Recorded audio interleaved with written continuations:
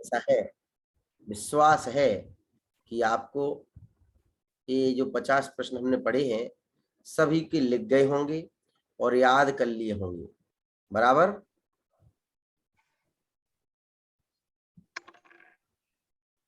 अरे बोलो। हाँ भैया। हाँ नहीं लिखते। हाँ भैया जी। चलिए, तो बहुत बढ़िया। आज आप सबको, भैया जी मैंने अभी 20 तक लिखे हैं। कोई बात नहीं, चलेगा, 20 तक ही चलेगा, लिख लेना, ठीक है। मैंने सिर्फ 29 जी तक भैया जी 39 तक ही किया है भैया जी। हाँ लिख जाएगा, कोई बात नहीं, लिख जाएगा, भैया जी कोई आज ना कल तक टाइम पढ़ने नहीं को हुआ मिला नहीं। मुझे लिखने का। हाँ लिख जाएगा, कोई दिक्कत नहीं है, ठीक है। चलिए आगे बढ़ते हैं। प्रश्न क्रमांक, आज हम जो चर्चा भैया करने जी वाले हैं, कल के जो प्रश्न हमारा था 50वां, वो परिक्रमा के संबंध में आया था 49 से। परिक्रमा के लिए दूसरा शब्द कौन सा है? प्रदक्षिणा। 3 प्रदक्षिणा करने के अनेक कारणों में से एक कारण है। देखिए, 3 प्रदक्षिणा करने के एक कारण, देखो 2 कारण, देखिए कितने सारे कारण दिए हैं, है ना। फिर इसके बाद तीसरा कारण, चौथा कारण, पांचवा कारण, छठवां कारण, सातवां कारण, 7 कारण दिए गए हैं प्रदक्षिणाएं 3 देने के। क्या? ध्यान दीजिए फिर से, 7 कारण सर दिए गए हैं। आपकी आवाज ब्रेक हो रही है।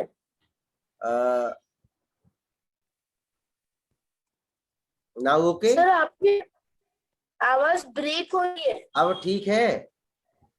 हाँ गौतमी, आपको आवाज मेरी क्लियर आ रही है? जी भैया जी हमको आ रही क्लियर है। आ रही है। हाँ, तो आपके यहाँ पर मधु जी थोड़ा नेटवर्क प्रॉब्लम होगा, है ना। मेरे यहाँ आ रहा है भैया जी। ठीक है, ठीक है। हाँ चलिए, तो आज आप अपन चर्चा करने वाले परिक्रमा के कारणों पर। माइक को म्यूट करके रखें, जब बोलना हो तभी अनम्यूट करें। तो आज परिक्रमा के, हमने पिछले उसमें तो एक वचन बहुवचन वाला कारण पढ़ा था कि इसमें क्या है, बहुवचन है, और बहुवचन होने से क्या है, अनेक बार लगाने का, परिक्रमा लगाने का सूचक होता है, इसलिए हम परिक्रमा को 3 बार लगाते हैं, ठीक है। अब हमारे आज से परिक्रमा के अन्य कारणों के बारे में आज हम चर्चा करेंगे। अन्य 6 कारण, और सभी को ये 7 कारण आना चाहिए कि हम परिक्रमा क्यों लगाते हैं। 7 में से कोई भी कारण हो सकता है, लेकिन हमें 7 कारण आने चाहिए, ठीक है। अब जब मैं पूछूंगा कि परिक्रमा क्यों लगाई जाती है, तो आपको 7 कारण सुनाने हैं एक साथ। सबसे पहला कारण क्या था? बोलिए मेरे बाद। तीन संख्या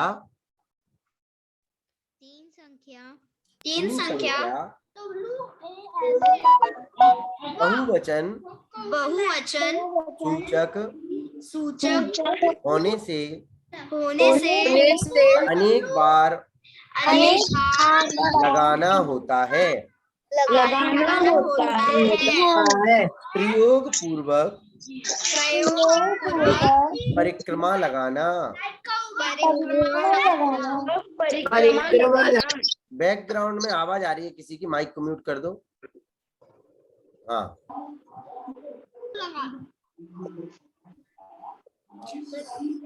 बस काम खत्म। गौतमी, विद्यांश, आवाज क्यों कर रहे हो बेटा? ध्यान दो इधर। हाँ चलिए, क्या त्रियोग पूर्वक, त्रियोग 3 योग कहलाते हैं। 3 योग कौन कौन से होते हैं? ध्यान दो इधर। मन, वचन और काया। क्या क्या? मन, वचन, काया।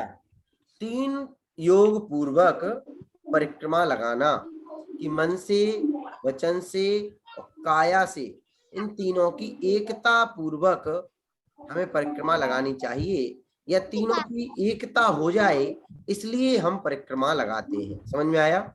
हमारा ऐसा नहीं हो चिंतन मन में कि हम मन में कुछ सोच रहे हैं, वचन में कुछ कह रहे हैं, काया से कुछ भी कर रहे हैं। इस प्रकार का चिंतन हमारा मंदिर में ना हो और तीनों एक हों, इसीलिए हम परिक्रमा लगाते हैं, मन, वचन, काय पूर्वक। समझ में आया? त्रियोग पूर्वक, तीनों की एकता पूर्वक हम मंदिर जी में परिक्रमा लगाते हैं, ठीक है। अगला प्रश्न, अगला इसी का प्रश्न का उत्तर है। बोलिए मेरी बात। कृत भैया जी कुछ सुन नहीं रहा है। कृत, बोलो मेरी बात, रिपीट करो। कृत, कारित, अनुमोदना की, सूचक। देखो, कृत मतलब क्या होता है? स्वयं करना। और कारित मतलब होता है दूसरों से करवाना। और अनुमोदना प्रशंसा करना। मतलब 3 परिक्रमाएं तीनों की सूचक हैं। किस किस की? कृत की भी है, कारित की भी है और अनुमोदना की भी है। समझ में आया कि भाई आप समझ में आया? कृत मतलब स्वयं करना, और कारित मतलब दूसरों से करवाना, और अनुमोदना मतलब प्रशंसा करना। तो इन कृत, कारित, अनुमोदना की भी सूचक क्या है? 3 परिक्रमाएं हैं। 3 कारण हो गए। सबसे पहला कारण क्या था? बहुवचन का सूचक है। दूसरा, त्रियोग पूर्वक परिक्रमा लगाना। तीसरा, कृत, कारित, अनुमोदना की सूचक है। ठीक है। चौथा थोड़ा सा बड़ा है, लेकिन ध्यान से सुनना। बोलिए। समरंभ, समारंभ, आरंभ, रूप, संपूर्ण, विषय कषायमय, पाप परिणामों के त्याग का सूचक। देखो, समारंभ क्या कहलाता है, समारंभ क्या कहलाता है और आरंभ क्या कहलाता है? समारंभ मन में विचार करना, समारंभ मन में ही प्रारंभ कर देना, और आरंभ मतलब प्रत्यक्ष रूप से आरंभ कर देना। जैसे आपने मन में जब अपनी पाठशाला की आपको सूचना मिली होगी, ध्यान देना सभी, आपको अपनी पाठशाला की सूचना व्हाट्सएप पर मिली होगी, तो आपके मम्मी ने एक समारंभ करना चालू कर दिया होगा, एक मन में विचार करना चालू कर दिया होगा कि मुझे हृदान को पाठशाला करानी है, मुझे सरगम को पाठशाला करानी है, अक्षत को पाठशाला करानी है। एक मन में विचार करना प्रारंभ कर दिया होगा, बराबर भैया जी। इसके बाद में उन्होंने समारंभ भी चालू कर दिया होगा कि अरे गौतमी, पाठशाला पढ़नी है, इसलिए तुम ऐसी ऐसी तैयारी के साथ बैठना, ऐसा ऐसा उसमें ये है, ऐसा ये है। आर्या की मम्मी ने समझाया होगा कि बेटा अब पाठशाला चालू हो जाएगी, होगी, और तुम्हारा रजिस्ट्रेशन करवा रही हूँ, तो अब तुम क्या करना, कॉपी लेके बैठना, ऐसे बैठना, ये करना। तो उन्होंने समारंभ, आर्या भी बैठने के लिए तैयार हो रही, अपनी तैयारी करने लगी होंगी, कॉपी ये बनाना, ऐसा करना, समारंभ चालू कर दिया। और फिर 25 तारीख से क्या हो गया, 27 तारीख से आरंभ हो गया क्लास का, बराबर। समारंभ, आरंभ, रूप। अभी तो ये तीनों हमने पाठशाला पे लगाए हैं। अब इन तीनों को आप लगाइए किस पर? भैया जी, पाप परिणामों पर। हाँ बोलो हृदान।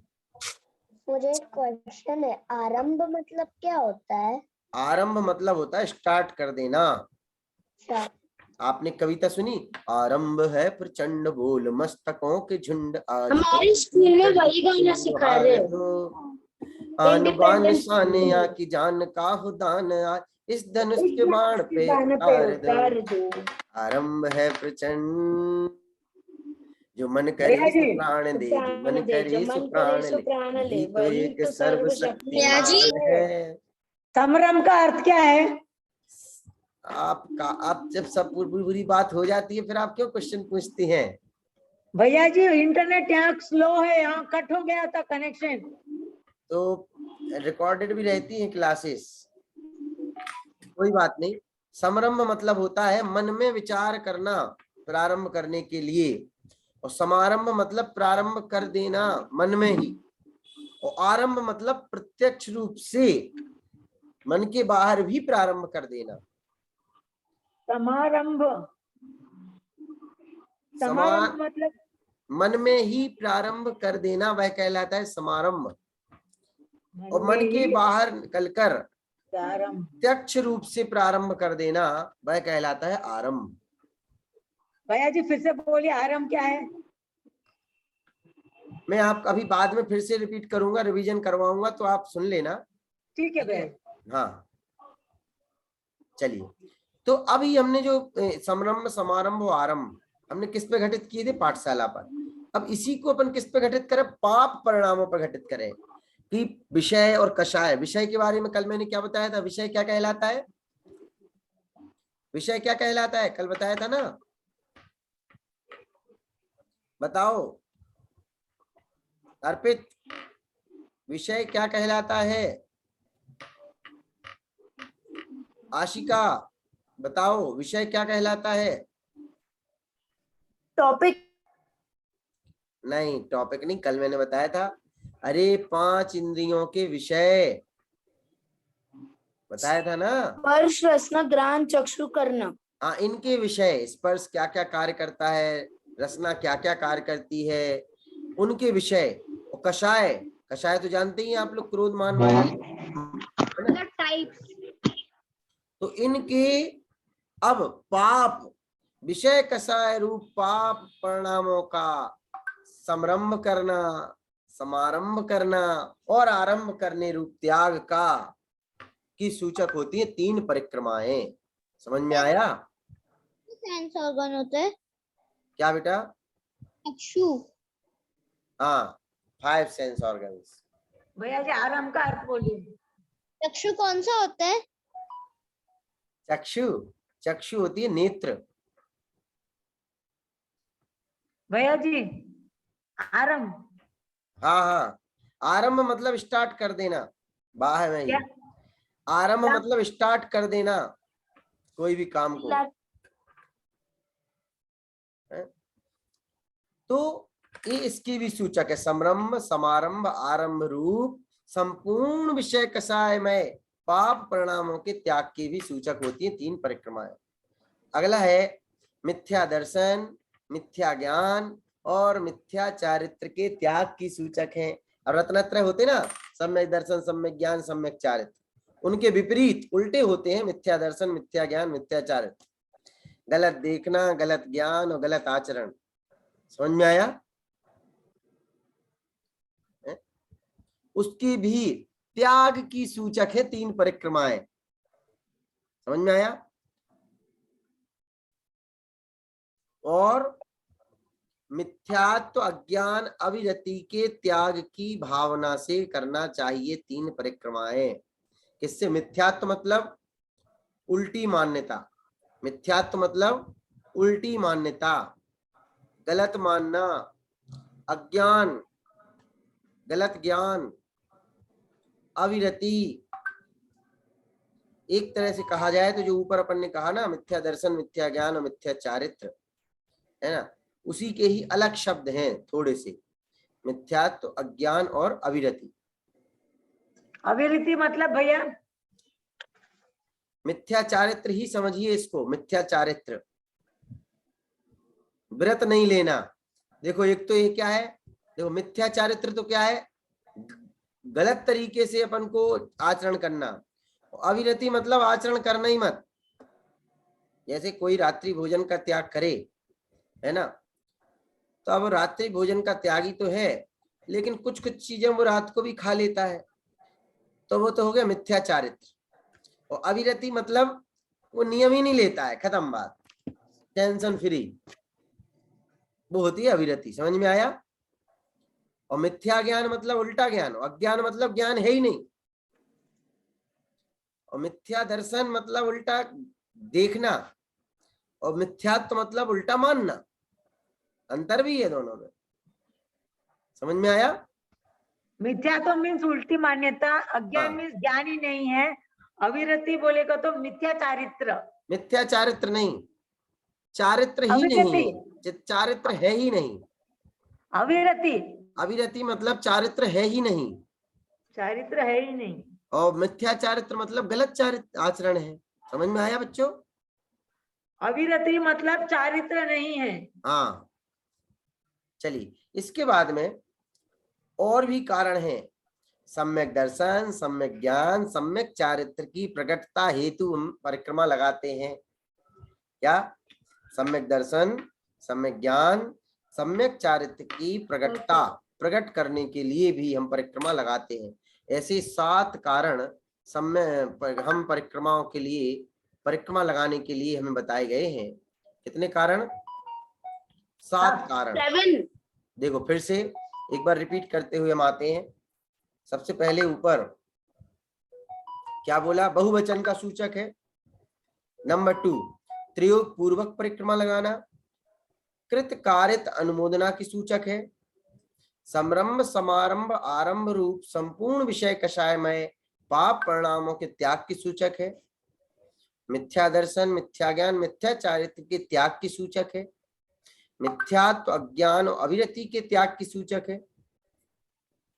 सम्यक दर्शन, सम्यक ज्ञान, सम्यक चारित्र की प्रकटता हेतु हमें 3 प्रदक्षिणाएं लगानी चाहिए। समझ में आया? आप चाहें तो इसका एक भी प्रश्न बना सकते हैं। समझ में आया? और अलग अलग प्रश्न भी आप बना सकते हैं। ठीक है भैया जी, आप कभी भेजेंगे नोट्स? हाँ, ये अभी भेजूंगा। Question answer? हाँ, अभी भेजूंगा। ठीक है भैया। अगला प्रश्न है कि हमें प्रतिदिन देव दर्शन क्यों करना चाहिए? हम प्रतिदिन बोलते ना, हम डेली मंदिर जाओ, महावी कुंद कुंद कह गए सभी से, जैनी वह कहलाएगा। दिन में भोजन छान के पानी, नित्य जिनालय जिनालय जाएगा। महावीर कह गए सभी से, जैनी वह कहलाएगा। दिन में भोजन छान के पानी, नित्य जिनालय जाएगा। ये हमने पढ़ा है कि नहीं पढ़ा है? हाँ। तो उसमें लिखा है प्रतिदिन जिनालय जाएगा। तो क्यों जाए प्रतिदिन? हमें, हाँ बोलो, कोई कुछ पूछ रहा था?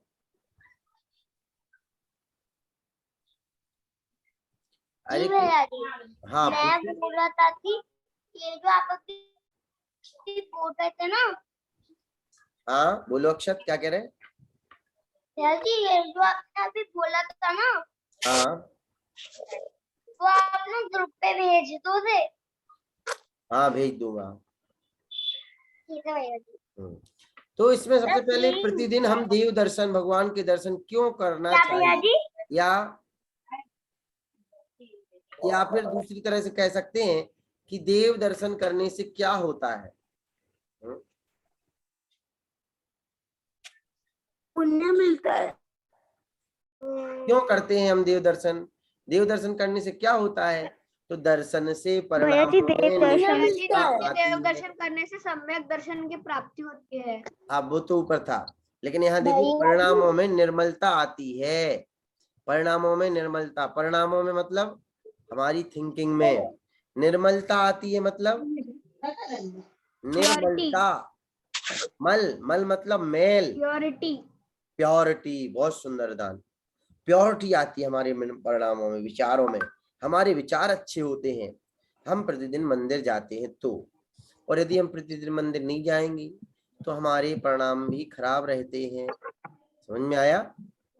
भैया जी, परिणाम मतलब विचार, थिंकिंग,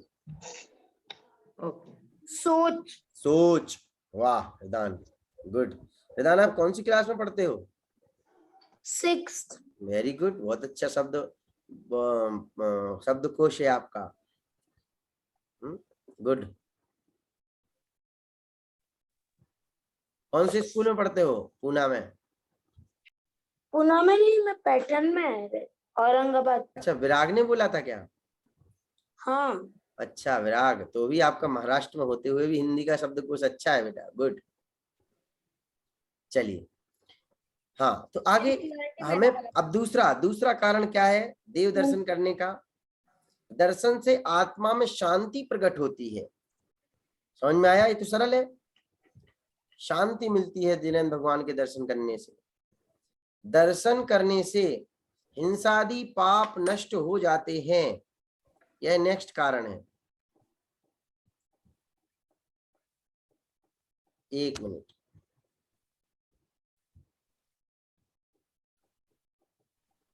हाँ भैया जी हीरधान स्पॉटलाइट पे है। क्या है? हीरधान स्पॉटलाइट पे है। अच्छा स्पॉटलाइट पे हृदान, ओके अब तो नहीं है। हाँ भैया जी आप खुद को स्पॉटलाइट कर दो। ओके चलिए अब ध्यान दीजिए यहाँ पर फिर से। अभी तो बात चल रही थी परिक्रमा की, ठीक है।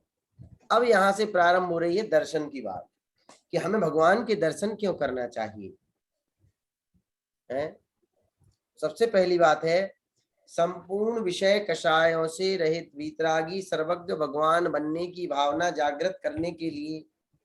विषय मतलब क्या बताया था मैंने? इंद्रियों के भेद। इंद्रियों के भेद नहीं भैया जी 5 इंद्रियों के विषय। 5 इंद्रियों के विषय। किस पर्सन क्या क्या करता है, रसना क्या क्या करती है, घ्राण क्या क्या। अच्छा मैं 5 इंद्रियों के विषय आप सबको आज लिख करके भेजूंगा, तो आप लोग उसमें कॉपी में नोट डाउन करके रखना, ठीक है। चलिए तो 5 इंद्रियों के विषय, ठीक है। क्या भैया जी फिर से बोलना। 5 इंद्रियों के जो विषय हैं मैं आपको लिख करके भेजूंगा, तो आप लोग नोट डाउन करके उनको रखना, ठीक है। कविता भी भेजिए भैया। आज मैं 2-3 चीजें दोनों तीनों चीजें भेज दूंगा, है ना। चलिए वो इसके कविता बाद आता नहीं है। विषय कषायों से रहित, इसलिए नहीं भेजता हूं मैं क्योंकि बोल बोल करके भी बच्चों को याद हो जाएगा कंटिन्यू, समझ, इसलिए नहीं भेजता हूँ। बोलो करो, अभी आज कुछ ही बच्चों ने सुनाई ना, उनको 2-2 स्टेंजा याद हो गए, लास्ट स्टेंजा और बचा है, कल तक सबको याद हो जाएगी कविता। संपूर्ण विषय कषायों से रहित वीतरागी सर्वज्ञ बनने की भावना जागृत करने के लिए, अपने अंदर यह भावना जागृत हो कि हमें भगवान बनना है, सर्वज्ञ बनना है, वीतरागी बनना है, इसलिए हमें प्रतिदिन जिनेन्द्र देव के दर्शन करना चाहिए। दर्शन से परिणामों में निर्मलता आती है, ये हमने समझ लिया। दर्शन से आत्मा में शांति प्रकट होती है और दर्शन से हिंसादि पाप नष्ट हो जाते हैं। अच्छा हिंसादि पाप नष्ट कैसे हो जाते हैं दर्शन करने से, बताएगा कोई? बोलो ओवी आप बताओ, ओवी आप बताओ, भगवान का दर्शन करने से हिंसादि पाप कैसे नष्ट हो जाएंगे?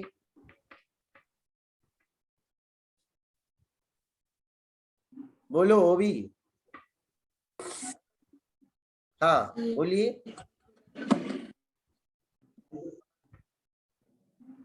क्योंकि भगवान शांत शांत होते। अच्छा भगवान शांत होते हैं इसलिए हिंसादि पाप नष्ट हो जाएंगे। चलो अर्पित आप बोलो। जब हम भगवान का दर्शन करते हैं तब हमसे कोई पाप नहीं होता और हमारे आने वाले जो पाप कर्म होते हैं वो नष्ट हो जाते हैं। बहुत बढ़िया। आर्य आप बोलो। भैया भगवान के दर्शन हम इसलिए करते हैं, भगवान के दर्शन हम करते तो हमारे भावों में निर्मलता आती है और उससे हमारे हिंसादी पाप नष्ट तो नहीं होते लेकिन थोड़े कम हो जाते हैं जो हमने किए हैं। और जब हम दर्शन करते हैं तब हम कोई पाप नहीं करते तो वो भी नष्ट होने का प्रतीक होगा। बहुत सुंदर। हाँ विराग आप बोलो। को हो गया है तो नष्ट, अगर हम दर्शन करते हैं तो उससे हमें पुण्य मिलता है और वो पुण्य से जो हमारे मीन्स हमारे बिहेवियर में चेंज आता है तो उससे हम पाप थोड़ा कम हो जाता है और कम होते होते खत्म हो जाता है। बहुत बढ़िया। मीन्स की पाप और जो हमने पुण्य किया है उससे पुराने पाप भी धुल जाते हैं। बहुत बढ़िया, गुड, सबने अच्छा बोला। देखिए हिंसादि पाप ऐसे नष्ट हो जाते हैं कि पहली बात तो जो अभी अर्पित ने बोली थी कि हम भगवान के दर्शन करने जाते हैं तो उस समय तो हम कोई पाप नहीं करते ना। कल मैंने बताया था कि अपन लड़ रहे हो घर पे, मंदिर का टाइम हो तो बोलते हैं भाई रुक जाओ पहले मंदिर कराने तो फिर लड़ते हैं। है।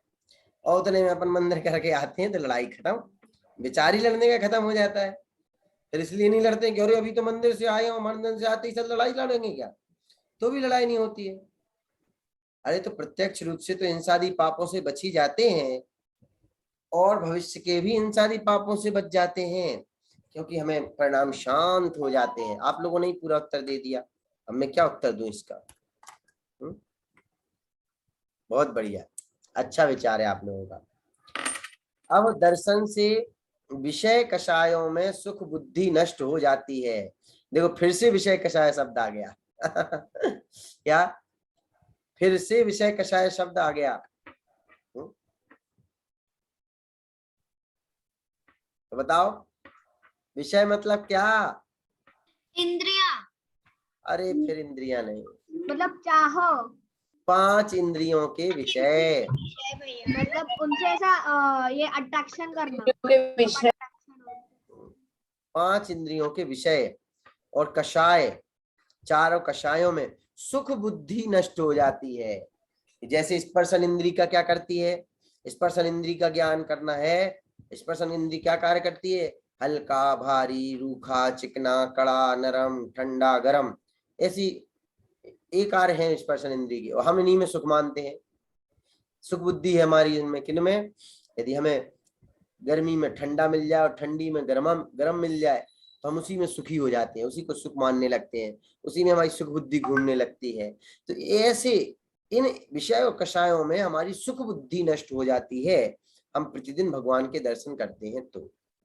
और दर्शन से अपने पराये का भेद ज्ञान होता है, हमें पता पड़ता है कि मैं कौन हूँ, भगवान कौन है ना, भगवान कैसे बने हैं और मुझे भगवान कैसे बनना है। इन सब बातों का भी हमें विचार करने का अवसर प्राप्त होता है। इतनी भैया सारी जी बातें, पॉजिटिव एनर्जी मिलती है। पॉजिटिव एनर्जी मिलती है। विषय बहुत बढ़िया। मतलब 5 इंद्रियों के गुण। गुण, हाँ 5 इंद्रियों के गुण, सही कह सकते हैं इसको हम, 5 इंद्रियों के गुण कह सकते हैं हम इसको, ठीक है। ओके, इस प्रकार ये अपना ये आज का क्या हुआ? हाँ,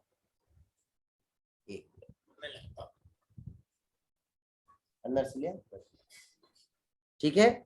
इस प्रकार ही आज हमने 2 बातें महत्वपूर्ण की हैं, एक तो परिक्रमा क्यों लगाई जाती है और जिनेन्द्र भगवान के दर्शन क्यों किए जाते हैं।